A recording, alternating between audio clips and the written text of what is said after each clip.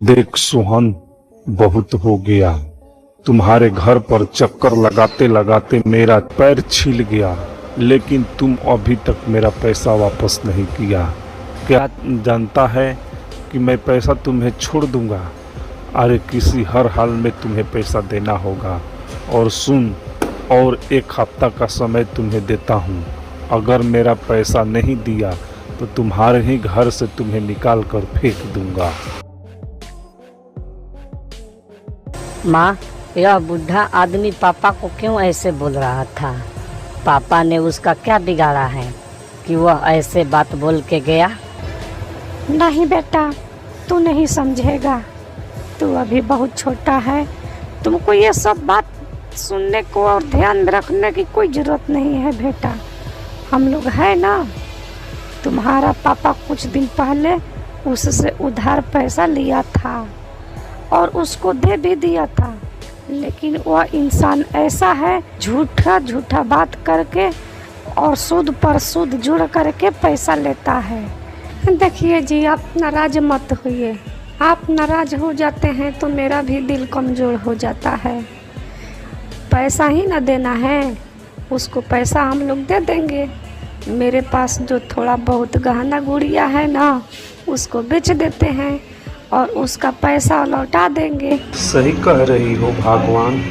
जब तुम तैयार हो तो पैसा तो आराम से दिया जाएगा। चलो कल ही मार्केट चलते हैं और बेच करके उसका पैसा वापस लौटा देते हैं।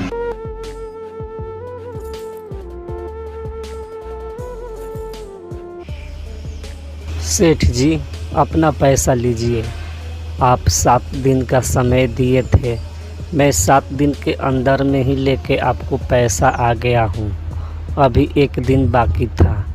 अपना पैसा लीजिए और रजिस्टर पर से मेरा नाम काट दीजिए। हाँ, ये न हुआ बात। यदि तुम पैसा पहले दे दिया होता तो तुमको इतना ब्याज नहीं देना पड़ता। ठीक है। अरे यह इस बार पैसा वापस कैसे कर दिया? रामधन को पैसा देने के बाद कुछ पैसा बचा हुआ था। उसे पैसा से वह अपना खेती की सिंचाई में लगा दिया और खेती की देखभाल अच्छा से करने लगा। धीरे धीरे उसकी फसल बहुत अच्छा होगा। उसका खेत देख कर के सेठ जी ने चौंक दिया।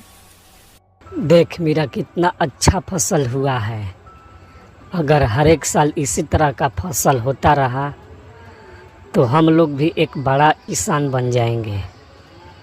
फसल देखकर दिल खुश हो जाता है। मेहनत तो लगा है, लेकिन दिल खुश है। अरे इस बार इसका फसल कितना अच्छा हुआ है। ये तो मेरे जैसे अमीर बन जाएगा। एक काम करता हूँ, इसका सारा फसल कटवा देता हूँ। ये क्या समझेगा कि मैं ही कटवाया हूँ। रामधर सेठ जी ने रामू का सारा फसल कटवाकर बाजार में बेचकर अपने घर आ रहा था। उधर रामू अपने खेत में फसल नहीं देखा तो वह चौंक गया और रोने लगा कि आखिर फसल कौन कटवा कर ले गया।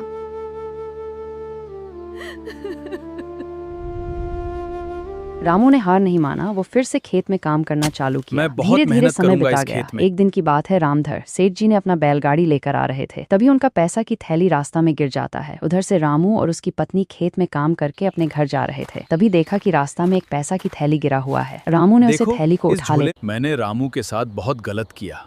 मैंने उसकी सारी मेहनत की फसल बेच दी, लेकिन वो पैसा न मेरा हुआ न उसका। रामू, मुझे क्षमा कर देना। मैं तुम्हारा सारा फसल का अनाज सारा बेच दिया, लेकिन वो पैसा ना मेरा हुआ ना तेरा।